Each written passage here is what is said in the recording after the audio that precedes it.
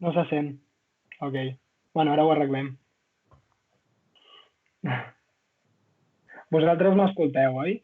Els... Sí. Sí, se te sent, se te sent. Vale. Sí. Ara sí sent ja. Vale. Perfecte. Ok. Bueno, doncs benvinguts tots a una a un Tech Meeting una mica especial, no? Degut a tot el que està succeint, pues, vam tindre la idea de fer un Tech Meeting una mica diferent per poder passar una tarda entre tots una miqueta més agradable dins del que cap, no? Del confinament i tot això. Ay, perdón, cambio de idioma en castellano, que tenía que hacerlo en castellano. Y bueno, espero que estéis todos relajados en casa. Yo, por ejemplo, tengo aquí mi cervecita, mis frutos secos, para disfrutar de las charlas de los tres ponentes que tenemos hoy, que la verdad que son unos ponentazos, como siempre. Y hoy tenemos a Bianca, Mariano y Gerard, que van a participar en este orden que he dicho. Primero Bianca, que nos va a hacer una charla sobre análisis de datos. Luego Gerard, que nos va... luego Mariano, que nos va a hacer una charla de Big Data. Y luego Gerard, que nos hablará de GraphQL. Espero que disfrutéis mucho del streaming y sentiros libres de decir lo que queráis por el chat. En la primera charla haremos las preguntas al final, así que podéis ir preguntando en el chat, yo me las voy apuntando y cuando se termine abro el micro y hago las preguntas a los ponentes que tengáis. Y bueno, ya está, pues yo creo que la introducción ya está hecha, vamos a disfrutar y primero le doy el turno a Bianca. Bianca, adelante. Hola a todos. Creo que me oís, ¿no? Bueno, primero de todo quería dar las gracias a Lleida Hack por tener esta iniciativa y organizar este encuentro para pasar el viernes tarde, porque la verdad es que esto del confinamiento ya se está haciendo un poquito largo. Y nada, me presento. Me llamo Bianca. Y bueno, empecé a trabajar en todo el tema de Business Intelligence hace un par de años, cuando todavía estaba estudiando. Empecé a trabajar con ClickSense en materia de análisis de datos empresariales en CEMIC, que seguramente muchos la conoceréis. Y debido a ver todas las posibilidades que tenía y demás, pues decidí venir a Madrid, a estudiar un máster de Big Data y Analytics en EAE, porque la verdad es que quería ver cómo se hacían las cosas bien en el mundo del Big Data, ¿no? Y creo que la impresión que me llevo un poquito es que cada uno hace lo que puede, ¿vale? Entonces, de lo que quería hablaros hoy es de la importancia del contexto y del factor humano en todo el tema del análisis de datos, ¿no? Porque hoy en día está muy de moda la profesión de data scientist, todo el tema relacionado con Big Data, analizar datos, empresas que se llaman data driven, ¿vale? Que dicen que toman sus decisiones basándose en datos, no solo en impresiones que pueda tener el jefe ¿vale? Y la verdad es que, bueno, desde mi punto de vista y todo lo que he ido viendo trabajando en este sector y estudiándolo también, es que el factor humano y el contexto juega un papel muy importante en todo esto. Entonces, uno de los primeros campos de los que quería hablaros dentro de todo esto es la analítica pura y dura. Os quiero poner algunos ejemplos para que lo entendáis mejor. Por ejemplo, hoy en día todos los trabajos de Data Scientist, que son uno de los más buscados, piden básicamente que sepas R, que sepas Python y que tengas conocimientos estadísticos, ya sea porque has estudiado matemáticas o una ingeniería, ¿no? Pero normalmente nunca te piden que realmente conozcas el sector o que conozcas la industria en la que vas a trabajar, ¿vale? Y total, que te contratan y dentro de ese trabajo te pasan normalmente una base de datos, ya sea proveniente de todo el sistema de Big Data o una base de datos normal, relacional de toda la vida, y te piden que hagas un informe, que hagas una predicción o que hagas, o sea, que puedas decir o ayudarles a tomar una decisión analizando esos datos a nivel matemático y estadístico, ¿vale? ¿Qué pasa con eso? Que si desconocemos el contexto, el funcionamiento y las reglas de negocio, puede ser que nuestras predicciones no sean reales. ¿Qué quiere decir eso? Pues no sé si conocéis el libro Spurious Correlations, ¿vale? Que, bueno, son correlaciones que se han ido detectando y que obviamente no tienen ningún sentido, como por ejemplo, hay una que es el consumo de queso en Estados Unidos, que está correlacionado con el número de personas que mueren enredadas en sabanas. ¿Qué pasa? Si no conocemos el contexto, matemáticamente esos dos datos están relacionados. Esas dos variables están relacionadas. Cuando conocemos el contexto nos damos cuenta de que eso no tiene ningún sentido. Os recomiendo que lo busquéis porque hay correlaciones muy divertidas, ¿vale? Y que están probadas matemáticamente. Y eso es uno de los problemas en cuanto a esos análisis y al contexto que no tenemos en cuenta cuando analizamos los datos. Otro campo que está ahora muy de moda en cuanto a Big Data y analítica además es, por ejemplo, el análisis de sentimientos, ¿vale? El análisis de sentimientos al final lo que hace es buscar una connotación positiva o negativa sobre un producto o sobre una marca o sobre un político, por ejemplo. Entonces, lo que hacen normalmente los más básicos es, a partir de un diccionario de datos, buscar si hay una opinión positiva o negativa, porque, por ejemplo, la palabra me gusta o la frase me gusta está clasificada como algo bueno, en cambio lo odio está clasificado como algo malo, ¿no? Y luego hay algunos un poquito más avanzados que se dedican a discriminar entre mi producto es mejor o peor que el de la competencia, por ejemplo. ¿Qué pasa si no tenemos en cuenta el contexto? Si yo utilizo, por ejemplo, esta tecnología o un análisis de sentimientos sobre las llamadas que recibe mi centro de atención telefónica, si soy una empresa y tengo pues, atención al cliente, se puede dar el caso, por ejemplo, de que yo tenga un robot, que es cada vez más habitual hoy en día, o que tenga un telefonista que es el que va interactuando con los clientes y que va hablando, ¿vale? Siendo una persona. ¿Qué pasa? Que el usuario se va a comportar de manera completamente diferente en función de si habla con el robot que si habla con una persona. Y eso nos puede hacer variar el análisis completamente. O sea, podemos obtener datos completamente diferentes. ¿Por qué? Porque imaginaos buscar, o sea, querer saber el tiempo. Yo puedo buscar el tiempo a Google, que buscaría algo como, por ejemplo, tiempo Madrid, ¿no? O podría preguntarlo al compañero que tengo al lado, que le diría, oye Pedro, ¿qué tiempo hace hoy en Madrid? Cuando me dirijo a una persona estoy utilizando frases completas, soy mucho más expresiva y utilizo pues tono de voz, la frase completa, más palabras, etcétera.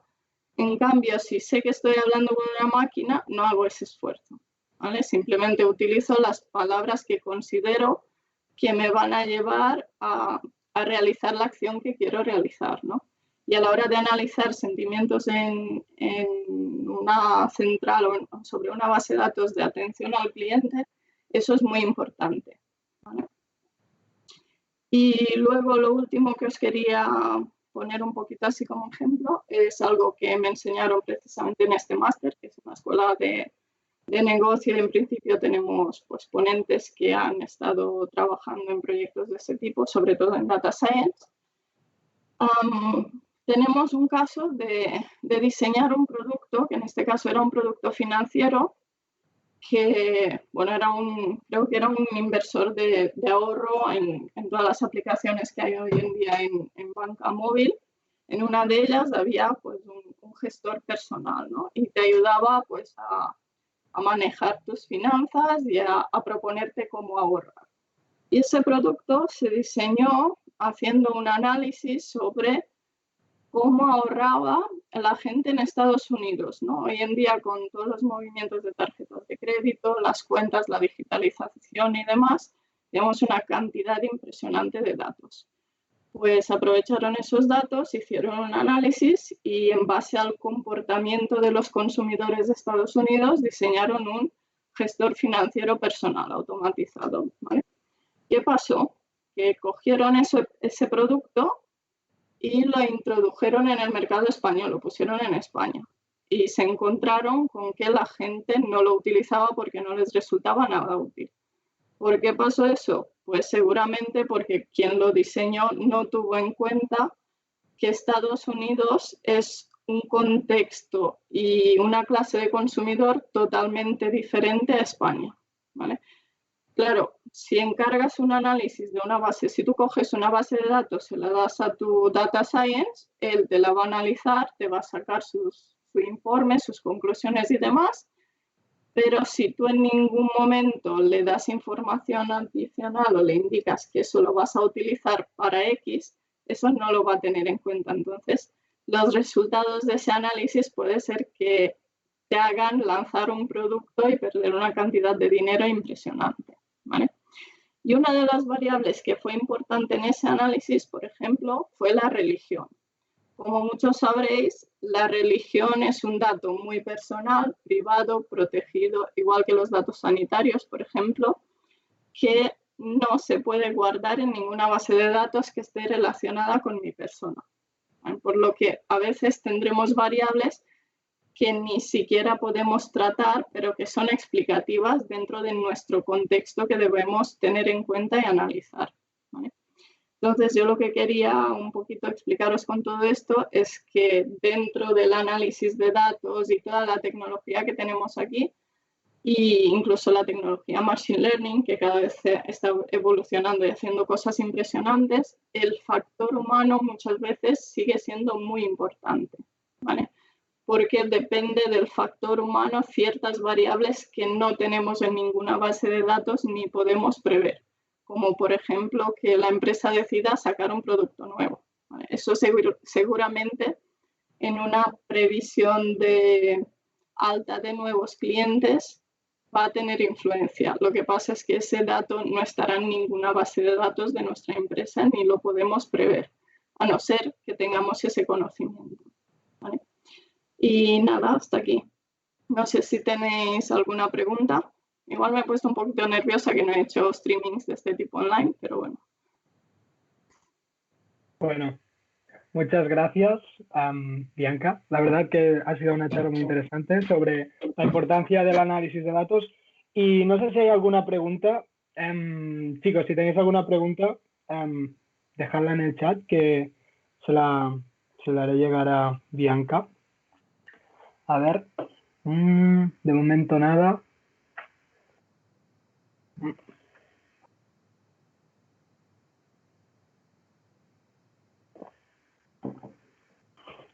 ¿No? Vale, parece que no hay ninguna pregunta.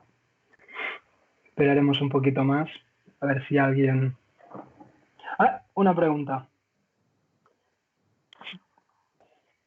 Vale. Vale. Rosa Prats, Bianca, te pregunta sobre modelos matemáticos sobre la evolución del corona, que supone que es un tema delicado ahora. No sé si tiene que formular aún la pregunta, pero ahí.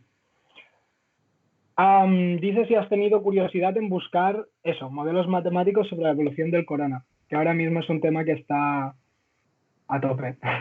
Hola Rosa, pues la verdad es que he visto muchísimos modelos y me han ido llegando, seguramente los habréis visto también porque se han compartido más o menos los mismos por todos lados.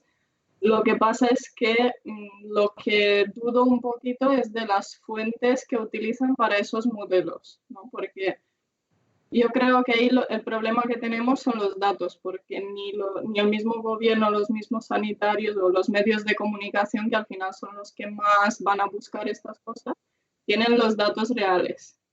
Entonces, podemos predecir en base a lo que tenemos o lo que va saliendo en las noticias, pero creo que no acaba de ser muy fiable, repito, por el tema del contexto. Por ejemplo, en China se ha controlado muy rápido, pero es una sociedad muy diferente a Italia. En cambio, a Italia está evolucionando de manera completamente diferente.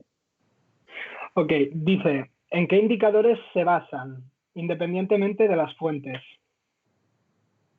Pues no te lo sabría decir. La verdad es que no he entrado a mirarme exactamente cómo calculan esos modelos, porque ya os digo que para mí el tema de los datos tiene muchísima relevancia. Vale. A ver si hay algo más. Bueno, hay discusión, parece en el chat. A ver.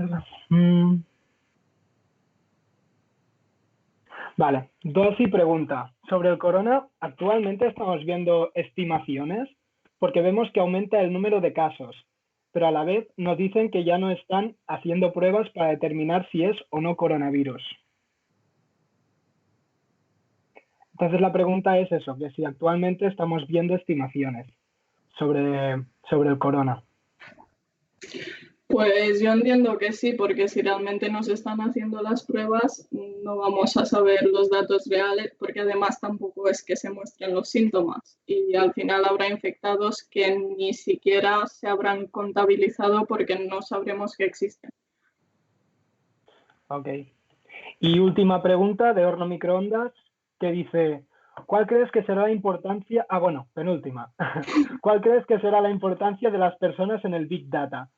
¿Crecerá o se automatizará más y será menos importante la intervención del ser humano?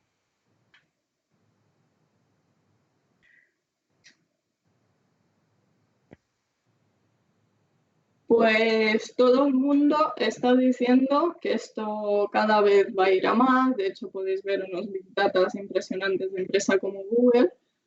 Y yo creo que cada vez será menos la intervención del ser humano, pero que seguirá estando allí, ¿no? Porque los datos siempre van a ser sobre seres humanos. Y hoy en día el análisis de datos, por ejemplo, cuando quiero analizar a mis clientes, siempre voy a necesitar la intervención de un sociólogo, por ejemplo, si me dirijo a las grandes masas, porque la conducta humana evoluciona, la sociedad también, siempre hay nuevas cuestiones políticas, por ejemplo, esto del coronavirus, que es una variable impredecible, seguramente sin expertos en materia de sanidad y demás, no lo vamos a poder analizar.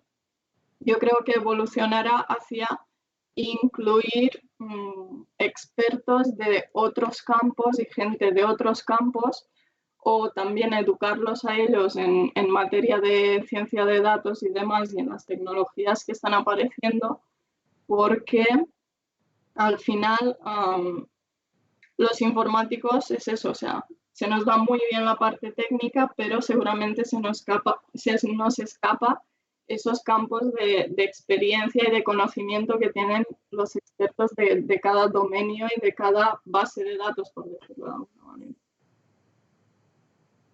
Vale. Penúltima hora, haremos dos más y ya está. De Juan Manuel Jimeno Illa, que dice, hablando de contexto, un tema muy importante es que muchos análisis se basan en datos que muchas veces solamente se refieren a personas de género masculino. ¿Conoces algún estudio sobre ello?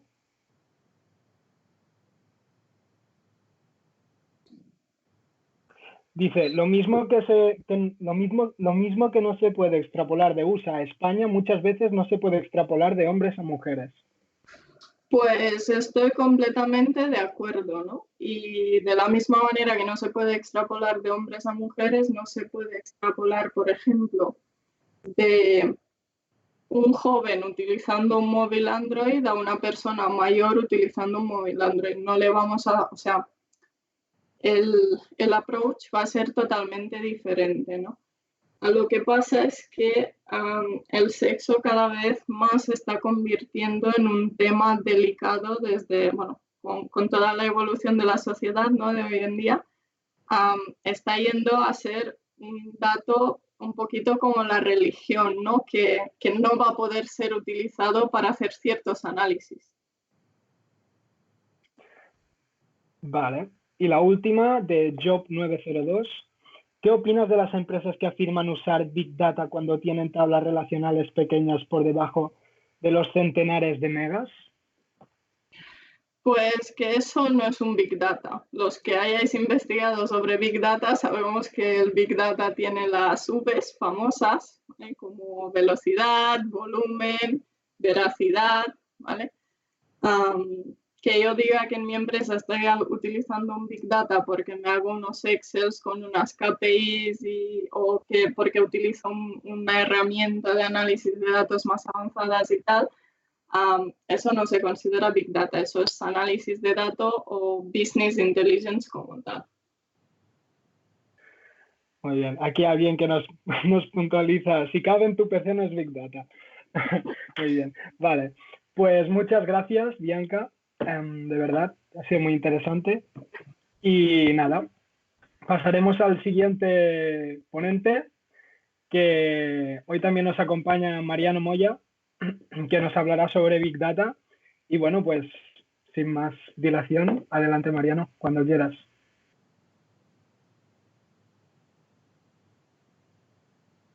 Hola, buenas tardes. Primero, antes que todo, saludarlos. Aprovechar la ocasión para saludar, que estamos, no sé si saben, estamos transmitiendo para Argentina también en este momento. Tengo colegas de Argentina y familia, mi hermana, mis amigos y colegas de la universidad están en este momento escuchando, como algunos compañeros de trabajo. Así que, bueno, para los que me conocen, ya saben que soy Mariano Moyano, soy ingeniero en sistemas.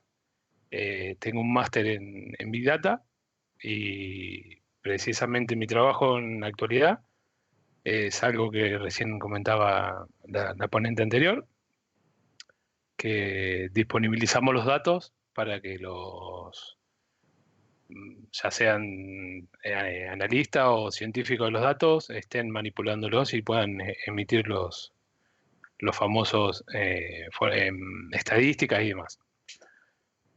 Por ahí hoy no era la idea, digamos, de ningún curso sobre algo, ninguna definiciones para no aburrirlo. Así que, como le había comentado a algunos de los chicos cuando me propusieron, mi idea era hablar sobre, por ahí un poquito sobre el framework que más utilizamos, que es Spark. Por ahí tengo un colega que me ha instruido bastante en este trabajo, que justamente me habló recién en este momento, me dijo, te estamos esperando que hables, así que le mando un saludo también. Y sí, que lo que es el core, digamos, de Spark, que nos da muchas facilidades para lo que es la distribución y el trabajo en paralelo o distribuido. No sé si voy a tirar unos conceptos rápidos así, no voy a entrar en detalle, pero, por ejemplo, lo que era MapReduce dio hincapié a lo que tenemos hoy en Spark. Entrar en definición, digamos, como les dije, los puedo llegar a aburrir, así que el concepto MapReduce viene más que nada de una programación funcional, de mapear, digamos, todo lo que sea proceso, trabajo y poderlo distribuir, y con la función reduce es, digamos, tomar un atajo y traernos todos los resultados. Ahora bien, muy, muy interesante que se podría hacer distribuido dicho trabajo de MapReduce. Imagínense, por eso se puede clusterizar, que por ahí, digamos, suena clusterizar, digamos, pero podemos hacerlo simplemente con máquinas individuales, digamos, y ordenadores que lo podemos comprar en cualquier tienda. La cuestión era la mejora que eso marcó en todo lo que sea la programación. Nos trajo muchas soluciones. Siempre cuento lo mismo. Cuando empecé a trabajar en el mundo de la tecnología, me encontré con un problema que hicimos un sistema donde esperábamos aproximadamente, por decirlo así, unos 20.000 registros diarios, y que realmente, digamos, no esperamos que íbamos a crecer mucho más, y al término de 2 o 3 meses estábamos trabajando alrededor de 150.000 diarios. Ese proceso para nosotros fue la muerte, por decirlo así, porque empezó a fracasar el tema de las búsquedas, de los macheos de las queries sobre las bases de datos. Así que la mejor opción no quedó otra que meterse en el mundo de Big Data. Big Data nos facilitó muchísimas cosas, como así también nos ha dado muchas satisfacciones. Después se hizo otro proyecto donde era uno de las faltas de tránsito. Imagínense que querían parar el tránsito para hacer un control bueno, en Argentina se llama patente, en España se le dice matrícula, hacer un control de matrícula cada vez que se paraba alguien. Al principio funcionaba muy bien, pero ¿qué pasó? El incremento del volumen de datos empezó a ser cada vez mayor y no teníamos manera de consultar en el momento una multa de una persona. Así que también se fue por el lado de las estructuras no relacionales. Hoy escuché justito una de las definiciones que daba la ponente anterior, que no es hacer Excel, tener una base de datos relacional que quepa en una máquina, pero sí el procesamiento de esa máquina me puede ayudar al Big Data. También impartí clases de base de datos en Argentina, así que también me metí en el mundo del relacional. Y también debemos detallar que no siempre, digamos, lo relacional tampoco es malo, porque estamos disfrutando, digamos, de nuevas tecnologías que están saliendo y se están actualizando. Por ejemplo, Oracle tiene un motor muy potente, tiene una tabla de índices por detrás que trabaja muy bien, así que tampoco matar a las bases relacionales. Y bueno, como les dije antes, hay colegas aquí que podrán opinar lo mismo. Llega el momento que el mismo Big Data nos empieza a quedar chico. Nos empieza a quedar chico a la hora de procesar o de insertar las limitaciones de una base de datos no relacional. Empezás a encontrar un montón de limitaciones. Entonces ahora vemos que eso también empieza a crecer. Como por ejemplo, hoy yo le contaba lo que era Spark. Spark, digamos, la tecnología MapReduce la utiliza, pero no solo en disco, sino también en memoria. Entonces eso nos aceleró aproximadamente unos por 100 el tema de la velocidad. ¿Y qué ventaja me da Spark? Que también conoce el tema de lo que es distribuido. No voy a entrar mucho en definiciones, por eso tiene también una librería para hacer de MATLAB, digamos, de Machine Learning, como también tiene para gráficos, y entiende el lenguaje SQL. Lo detallo esto porque, si bien entiende el lenguaje SQL, tiene sus limitaciones. A partir de esto, digamos, de estas ventajas que nos ha dado Spark, ¿por qué remarco lo del SQL? Porque precisamente ha salido una nueva versión de Spark donde apuntaron directamente al SQL. Y el SQL hicieron lo mismo que hicieron con el MapReduce. Tratar de incrementar el procesamiento y bajar los tiempos y optimizarlo. Como así también el tema de gráficos y de Machine Learning bueno, el que está más que nada en ese lado se va por el lado de Python y utilizar su librería. Entonces Spark quiso incluir en todo su ecosistema un poco más de eso. No sé si quieren hacer una pregunta o algo de eso, porque tengo un montón de conocimiento, pero para exponerlo todo junto no nos quiero aburrir. Si quieren hacer alguna pregunta.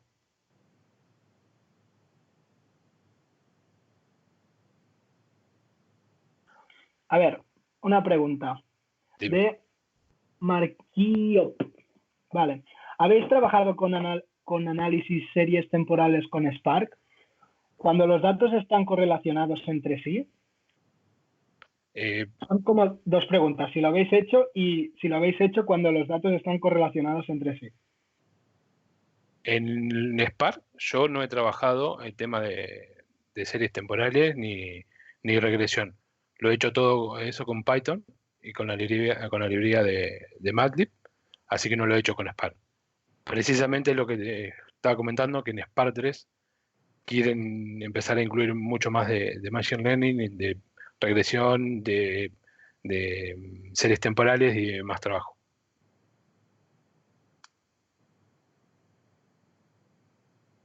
Y de paso aprovecho, porque precisamente, no lo he comentado, Spark provee API, digamos que lo pueden consultar a través de Java, de Scala, de Python. La verdad que es muy amplio en ese sentido, entonces te da muchas facilidades.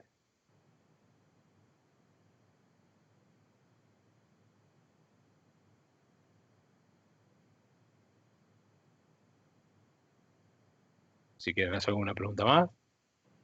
Sí, mira. Job902 pregunta, ¿cómo de estable están todos los frameworks que has comentado?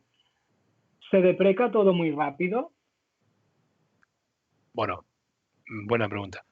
Precisamente Spark lo que hace, tiene mucho soporte y realmente, si bien va deprecando algunas funciones, como todo framework que va creciendo, nada es para siempre. Y asimismo, si ellos mismos no siguen progresando, es una lógica que caigamos en entropía y tengamos, digamos, la manera, digamos, de pasarnos a otra tecnología. Pero no es que es cuestión de todos los días que se te preca alguna, algún framework o alguna librería o por ejemplo, nosotros, por ahí, digamos, si quieren incursionar en tema de Big Data, yo les recomiendo Cloudera, que mi amigo Iván, que está en este momento escuchando, me ayudó, digamos, instalar una máquina virtual, instalarnos el Cloudera Manager, y con eso administrar, digamos, muchas cosas. Asimismo, ese Cloudera tiene sus deprecados porque utilizaba algunas librerías como Hadoop o lo que quieran, y con el paso del tiempo actualizás un YAR, digamos, para, para hacer alguna aplicación y irremediablemente tenés que actualizarte. Vale, perfecto. Joan Manuel Jimeno Illa pregunta, ¿qué otras tecnologías usáis en el pipeline de datos? Además de Spark, ¿qué usáis para la parte web? Etcétera, etcétera. Bien, nosotros no hacemos visualización, que eso es un detalle. Lo que sí, cuando hice el máster, nosotros usábamos Qlip y Tableau.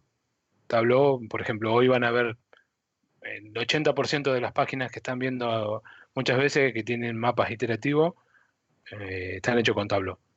Pero nuestra parte, digamos, lo que me toca trabajar hoy en el día a día es disponibilizar los datos y trabajar todo lo que sea del proceso batch y el proceso o streaming o lo que sea. En cuanto a tecnología que utilizamos dentro del procesamiento de datos, como almacenamiento, tenemos muchas tecnologías, como por ejemplo MongoDB, HDFS, Kudu, bueno, puedo nombrar algunas más. Y por el lado del lenguaje de programación, en este momento estamos usando Scala y Java.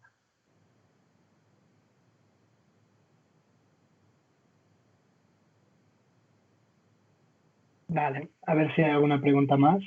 Sí, sí. Parece que no. No sé si tienes algo más a comentar, Mariano. No. Ah, Convidarles un mate si quieren. Dossi dice, eres un crack, Mariano. No sé quién te está diciendo. Alba. Es Alba. Mira, sí, Una una colega. pregunta más. Vale. Una pregunta más de Job902 que dice, ¿cuál es el mayor problema que os habéis encontrado? Problema en sí, no. Limitaciones, sí. Bueno, como dije, hay algunas cosas como que empiezan a deprecarse y hay que actualizarse. Y en cuanto a, bueno, justo nombré hoy MongoDB, que por ejemplo para la subida de archivos o la descarga interfiere bastante el límite de tamaño, que son 16 megas, pero bueno, el mismo Mongo te provee otras formas de poder hacerlo, eh, pero en ciertamente limitaciones es el tema del procesamiento, mayormente, porque en una máquina puedes hacer localmente muchas pruebas, pero después distribuido cambia la cuestión. Eh, Imagínense que La idea es cambiar la forma de pensar del programador. Esa forma secuencial que traemos desde la enseñanza, porque no es que nadie aprende Big Data desde cero. Primero pasamos por el tema de lo secuencial, hay que sacárselo de lado. Y ahí te va a cambiar, porque el paradigma de la programación cambia y es muy, muy diferente. Vale, muchas gracias. Por aquí decían que aquí todos con nick raros, pero que al final nos conocemos todos, que es verdad, al final aquí estamos todos en familia. Y bueno, pues ya está. Pues muchísimas gracias, Mariano, si tienes algo más a comentar. No, aprovechar para mandar saludos a la familia y a los amigos de Argentina. Muy bien, pues saludos para ellos. Y bueno, ahora vamos a pasar con el tercer y último.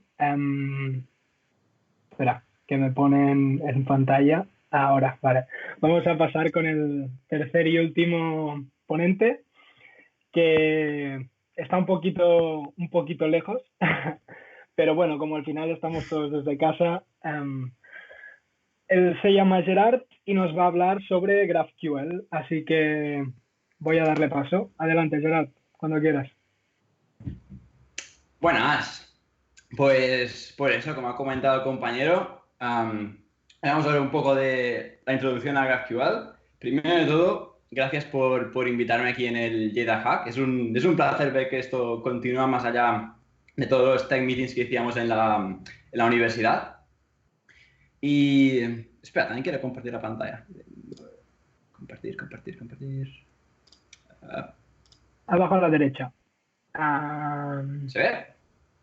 Ahí. Sí, ahí. Bueno, perfecto. Vale. Pues por eso.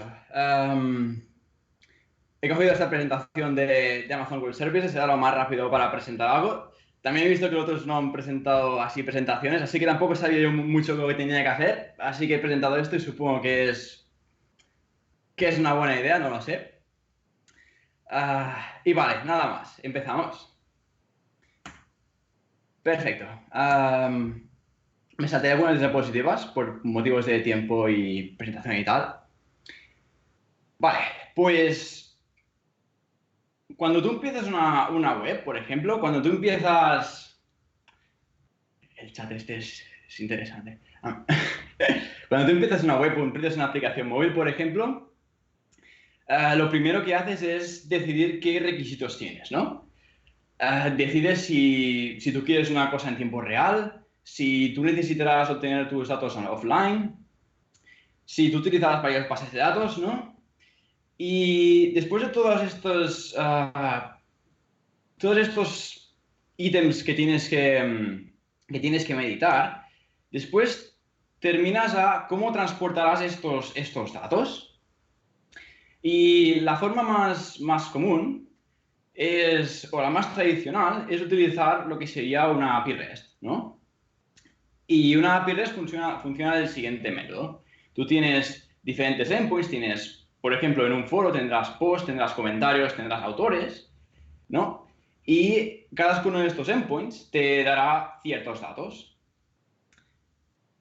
Problema principal que tiene REST es que REST en sí no tiene un método definido para reutilizar las llamadas. Es decir, si yo quiero en una parte, por ejemplo, en el newsfeed, quiero imprimir el título del post y quiero imprimir la descripción, y en otra parte, en la parte de la descripción del post, por ejemplo, yo quiero imprimir el título, descripción y comentarios, no tengo ninguna forma con REST de hacerlo directamente. Puedo bien duplicar el endpoint, crear dos endpoints y servir cada uno de forma diferente, o puedo crear filtros específicos en el endpoint, pero ninguna de estas soluciones es directa y cuesta de descargar correctamente, diría. Y entonces, otra opción es el GraphQL. GraphQL, que por cierto es el principal que ahora mismo estamos utilizando en Facebook, no es una librería, no es un framework como algunos se podrían pensar, sino que viene a ser un lenguaje.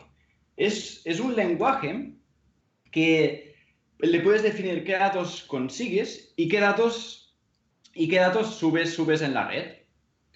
Y después, todas estas librerías que tú utilices para hacer esto, ellos te optimizarán estas llamadas para gastar menos recursos y para ser lo más eficientes posible.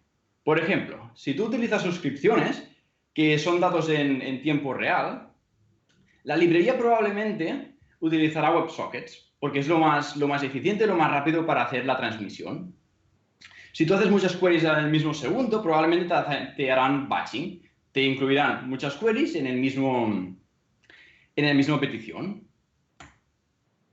¿Cómo realmente se ve esta sintaxis en GraphQL? Pues no es más complicada que lo que estás viendo aquí. Y esto es únicamente lo que tienes que escribir tú, porque como ya he dicho, todos los protocolos es una cosa que en principio como a clientes no nos interesa. La librería ya hará lo que haga falta.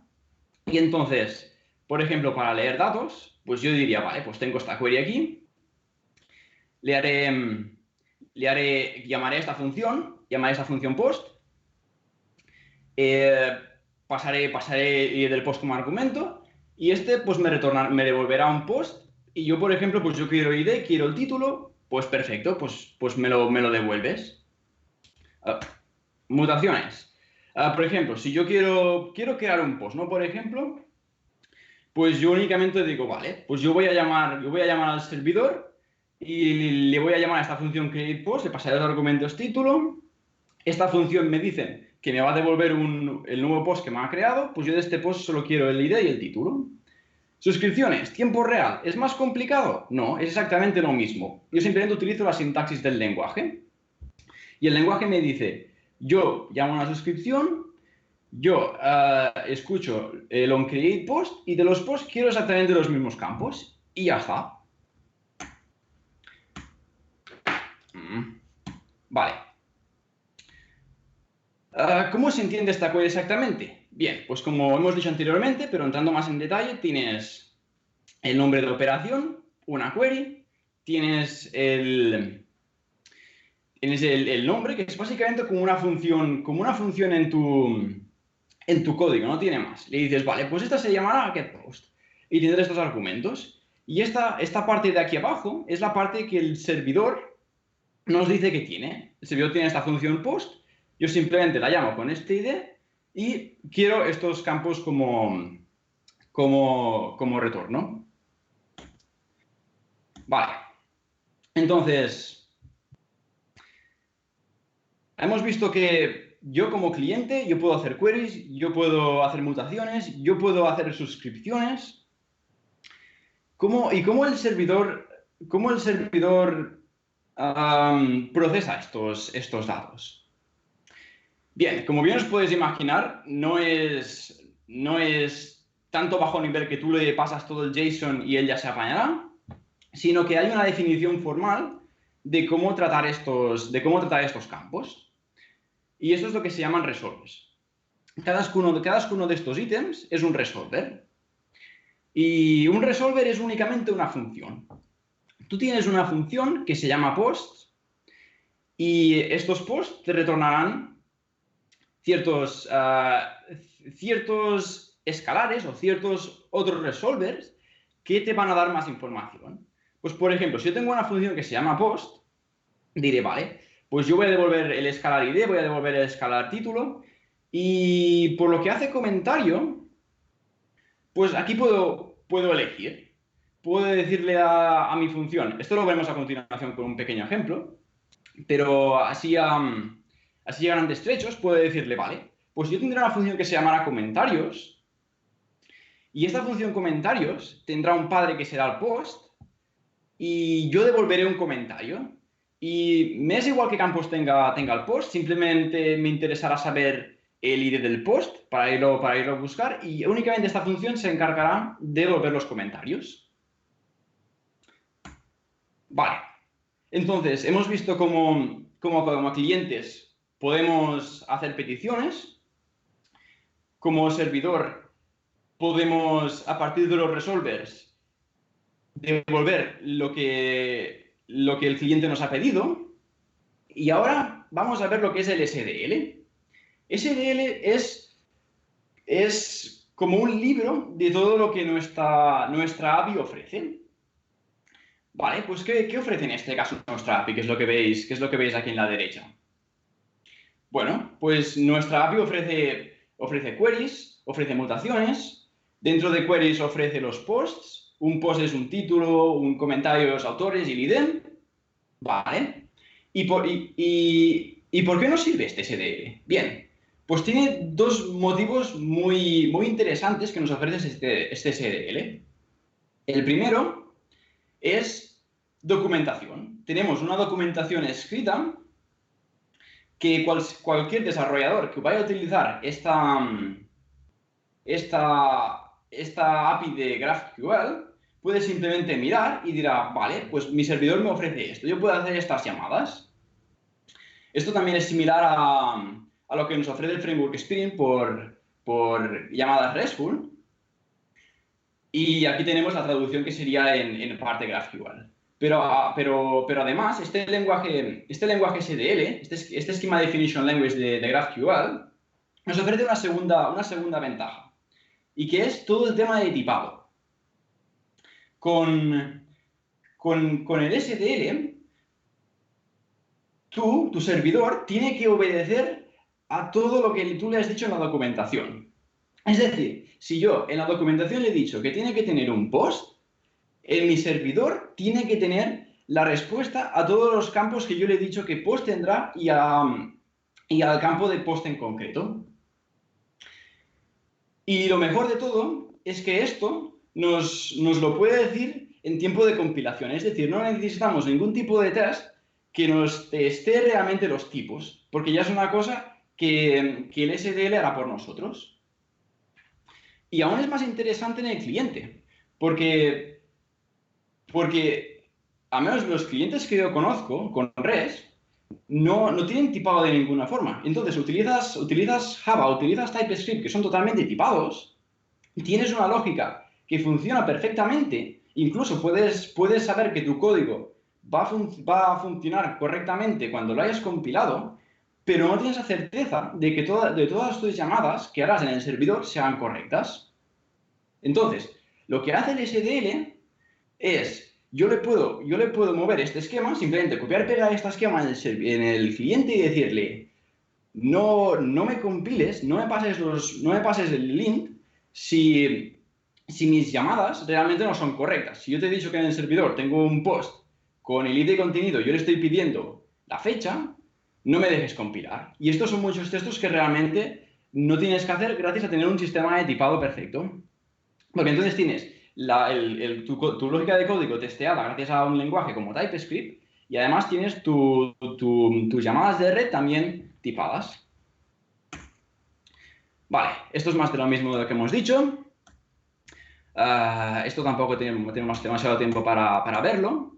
Así que podemos pasar directamente al último punto que quería ver de teórico, que es cómo evolucionamos una API de GraphQL.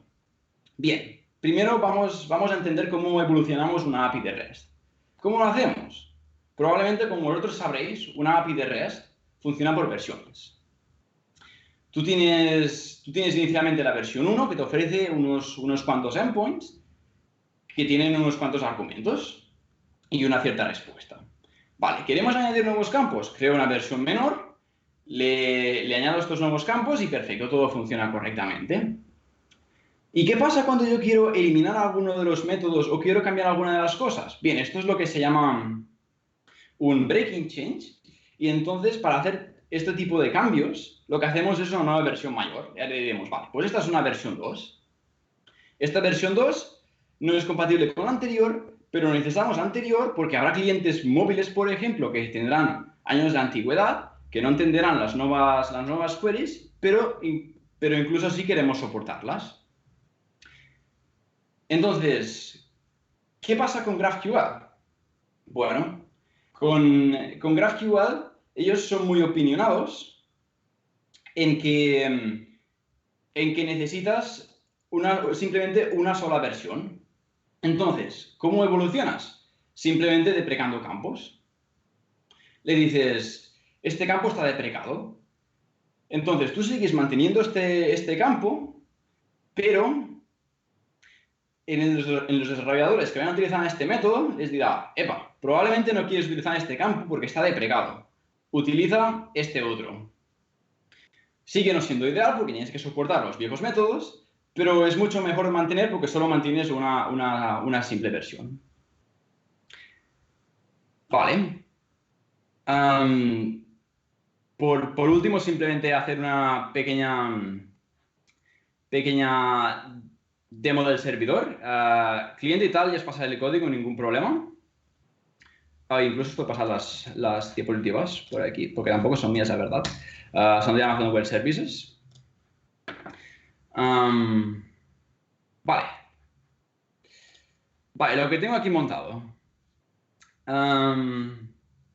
Esta es simplemente una aplicación de notas en que obviamente está utilizando GraphQL y lo que puedo hacer es crear notas y puedo pues cambiarle el estado de las notas, ¿no? Decirle, vale, pues este está chequeado, ¿no? Y esto únicamente lo que hace es una llamada GraphQL. Bien. Una vez como clientes hemos entendido lo que hace nuestra UI, decimos, vale, pues ahora como desarrolladores, ¿cómo realmente funciona esto en el servidor? Y tenemos una herramienta muy poderosa con GraphQL, que es el GraphQL, que nos permite ejecutar queries a la vez de ver toda la documentación que tenemos. Y entonces, como desarrolladores que no tenemos ni idea de qué va nuestra API, simplemente decimos, vale, pues vamos a explorar de qué va nuestra API. Documentación. Empezamos desde el principio y decimos, vale, pues esta API nos ofrece queries y nos ofrece mutaciones. Perfecto. Queries. Tenemos una para hacerle... Tenemos una que se llama Node, que le pasas un ID y te devuelve una nota. Y tenemos una que es notas en plural y te devuelve un array de notas. Vale. ¿Qué es exactamente una nota? Bueno, pues miramos. Una nota es un ID, un título, un cuerpo y unas checklists. Y la checklist es simplemente un cuerpo y que está chequeada. Vale, esto parece corresponder con los checkbox que nos has añadido a la web. Vale, ¿qué podemos hacer con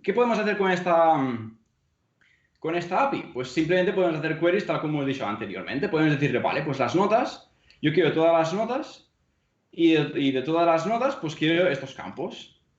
Cosa que puedes hacer con GraphQL. Dices, vale, pues el list check realmente mi cliente no lo necesito, pues no hace falta que lo descarguemos. Simplemente lo muevo fuera y query resuelta.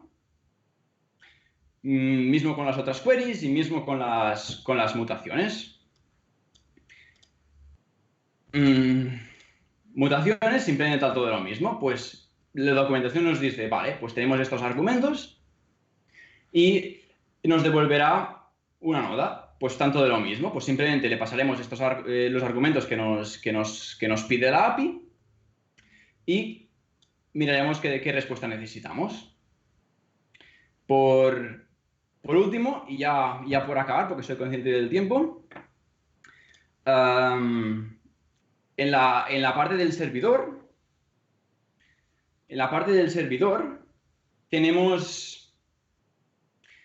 tenemos algo como lo similar. Esto ya os digo que es mucho bajo nivel. Dependiendo de qué librería utilicéis, prácticamente no vas a ver nada de definición de tipos como lo que tenemos a continuación.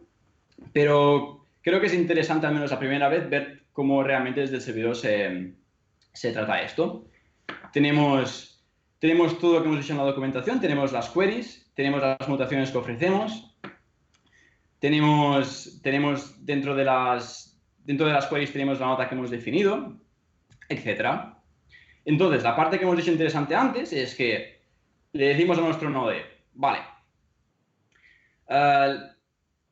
créame esto a partir de estas definiciones y mis resolvers. Y eso automáticamente me va a decir si realmente mi servidor cumple con los tipos que yo le he dicho.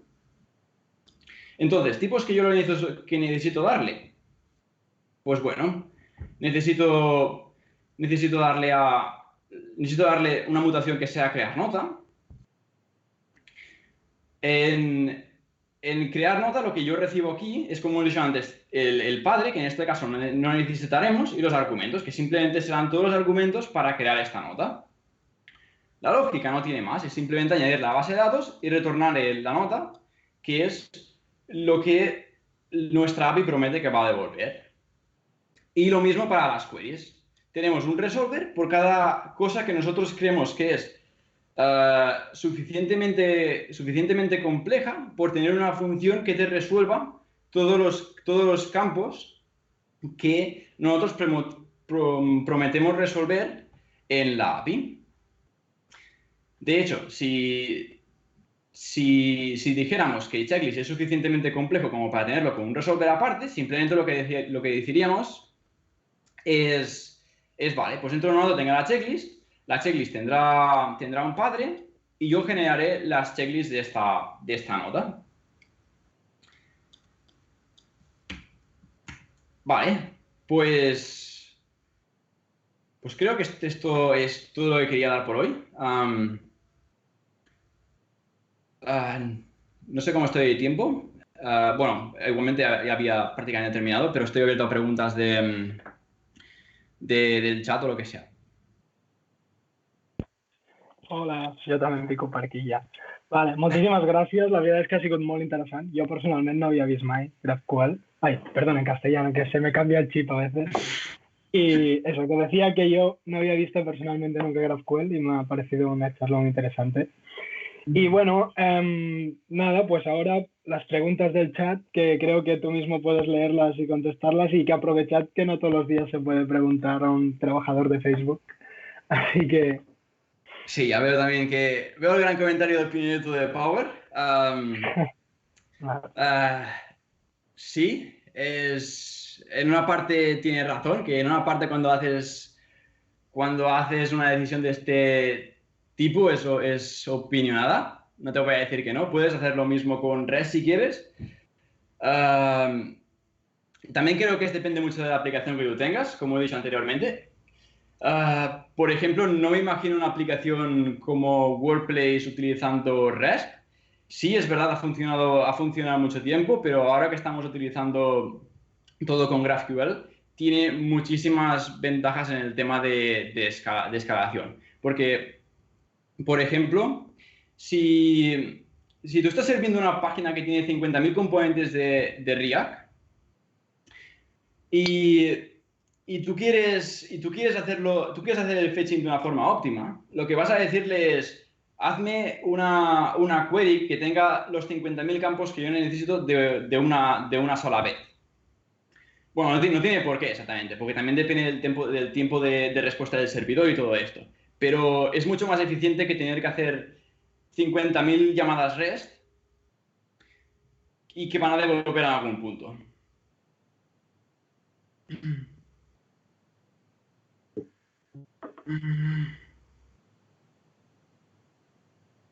A ver, ¿qué me sale? Hola, un apunte. Definición de esquemas o contratos tipados para API REST existe también. Se usa una definición para API OpenAPI 3. A partir de una definición OpenAPI también se genera código para el cliente. API First Design, primero defines contrato y después implementas a la fuerza, no al revés. Eso está bien, no lo sabía, pero está bien. Está bien. Lo único que conocía es el Spring, porque hemos trabajado en la UDL también. Pero está bien. La verdad es que creo que todo el tema de tipos y lo máximo que puedo hacer con tipos es muy bueno, porque cada cosa que tengas con tipos son tests que te extravías. Y escribir todo estas por todo esto es mucho tiempo.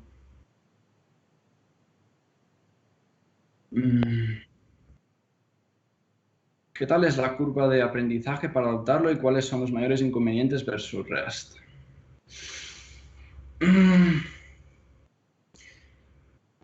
Inconvenientes versus REST. Vale, uno de los puntos que es más complicado versus REST, diría que es todo el tema de autenticación. Porque GraphQL GraphQL no está pensado para hacer autenticación. Entonces, generalmente, por hacer autenticación, por ejemplo, lo que haces es, tú haces una llamada de autenticación, entonces esta llamada te generará una sesión que tú entonces le pondrás en el header y eso te servirá como autenticación. Esto no es ideal, idealmente tú tendrías implementado en el propio lenguaje, pero el propio lenguaje no lo soporta.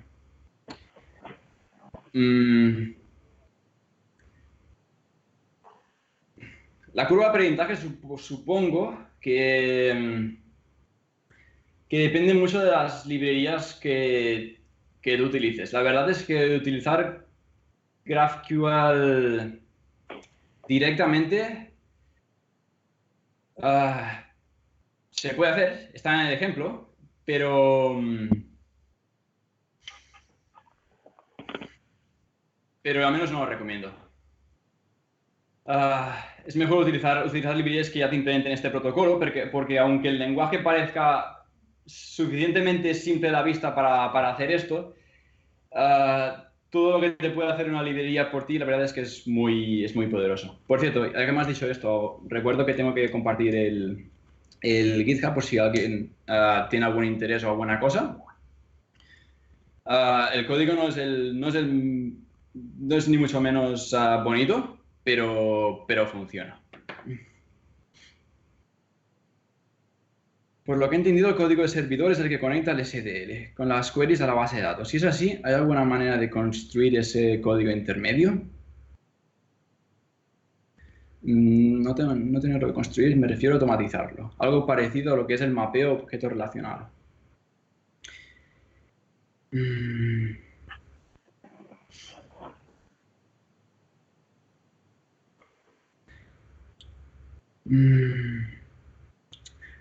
Vale, la verdad es que no, y es posible que no lo haya explicado del todo bien. El SDL únicamente únicamente lo que hace el SDL es la documentación.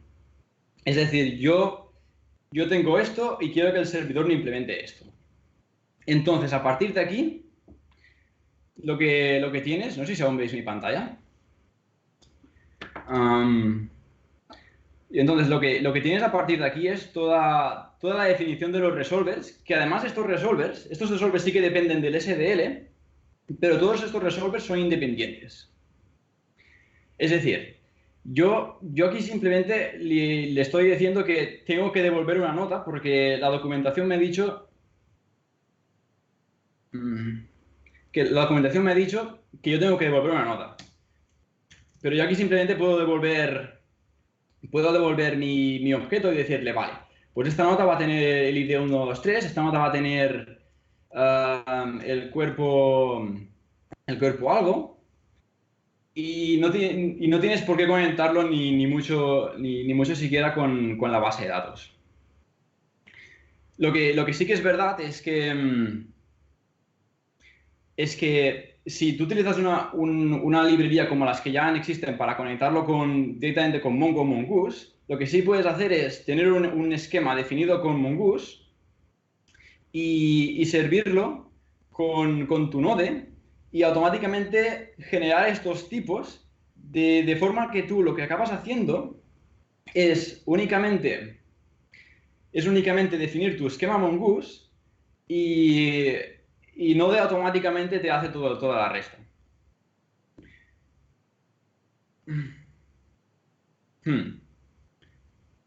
Vale, pues sí. Pues sí que hay librerías que te hacen todo esto por ti. Tú simplemente defines el esquema Mongoose, él te genera todos los tipos y todo. Tú no tienes que preocupar por tipos en el servidor. Tendrás igualmente toda tu documentación en el GraphQL. Podrás ejecutarle queries como quieras y después en el cliente tú elegirás las librerías que tú quieras, la librería que te parezca más conveniente y ejecutarás las queries.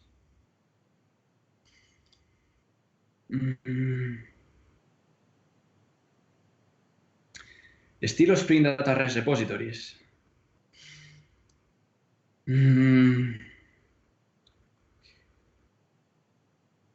No estoy seguro. Ya no recuerdo mucho lo de Spring. Pero la documentación al menos es prácticamente igual a la que te generaba Spring. Es prácticamente igual. Tú incluso le puedes escribir la descripción si tú lo quieras y entonces te da pues los tipos y las llamadas que tú tengas para cualquier método.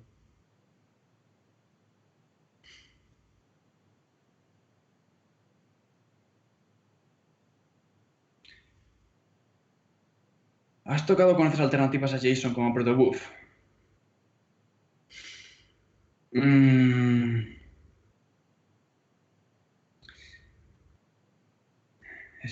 hoy en día está muy de moda con gRPC. Recuerdo protobuf, pero no te sabría dar una respuesta inteligente a esto.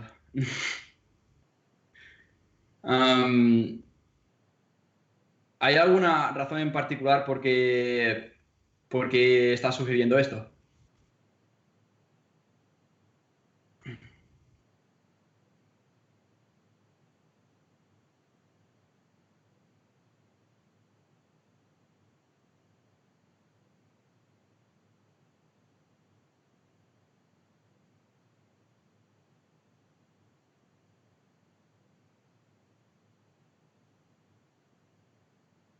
Son alternativas a APIs REST JSON.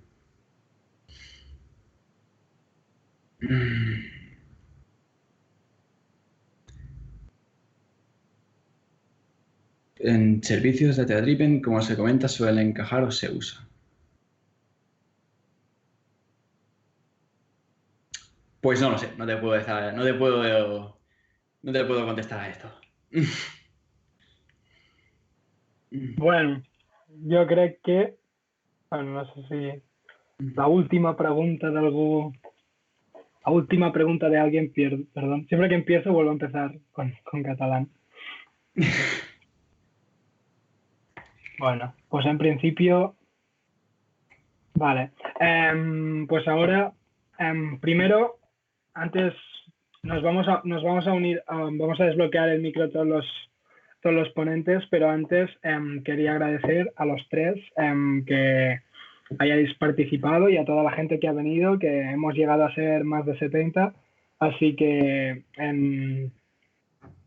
es un éxito el Tech Meeting improvisado Quédate en casa.